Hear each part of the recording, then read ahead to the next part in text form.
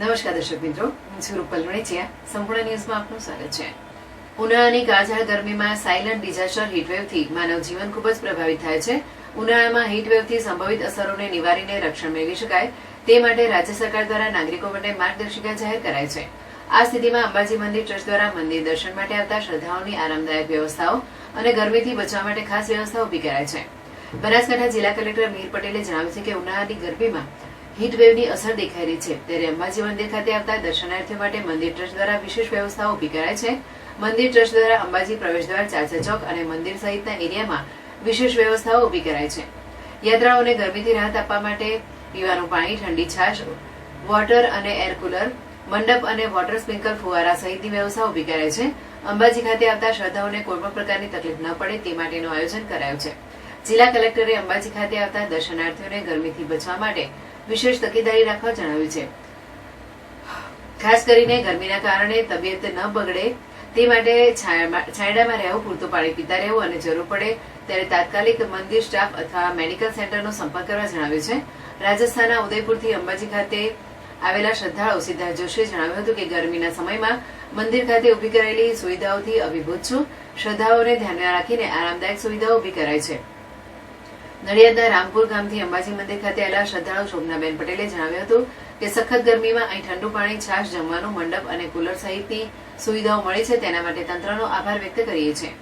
Ambaji trust દ્વારા જે સુવિધાઓ ઊભી કરાઈ છે તેના માટે તેનો આભાર વ્યક્ત કરવામાં આવ્યો હતો.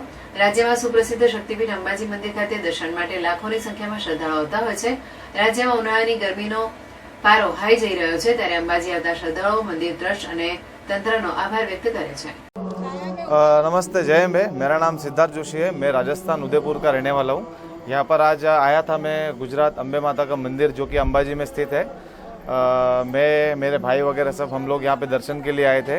काफ़ी अच्छी व्यवस्था रखी है. जिस हिसाब से अंबाजी ट्रस्ट की व्यवस्था है इस गर्मी के मौसम में, यानी कि मतलब मंडप लगाना, वाटर स्प्रिंकल की सेवाएं जिस तरह से, एयर कूलर वगैरह जिस तरह से प्रोवाइड किए गए, काफ़ी बेटर, बहुत सही तरह की फैसिलिटीज़ उन्होंने प्रोवाइड किया. उन्होंने ट्राई किया है कि ये गर्मी के सीज़न में लोगों को कम से कम तकलीफ देने का काम मतलब जो किया है उन्होंने बहुत सही किया है.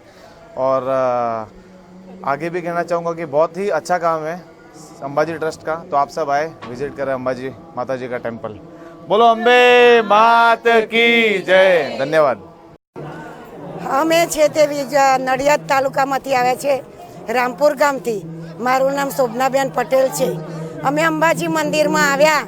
અમને આ મંડપોનો છાંયડો, નીચે પાથરેલા પટ્ટાઓ, ઠંડી છાશ આપે છે, ઠંડુ પાણી આપે છે, કુલરની સર્વિસ છે, આ બધી જે અંબાજી ટ્રસ્ટ આપે છે એમનો ખૂબ ખૂબ આભાર માનીએ છીએ કે આટલી સખત ગરમીમાં કે જેને આવવાની પણ ઈચ્છા ના થાય એવા ટાઈમે અહીં આગળ અમને શીતળ છાયા મળે છે અને આ ફુવારાઓ ઠંડા કે જેથી અમને બહુ જ ઠંડક આપે છે. તો અંબાજી મંદિર ટ્રસ્ટનો ખૂબ ખૂબ આભાર માનીએ છીએ. જય અંબે, જય અંબે, જય અંબે.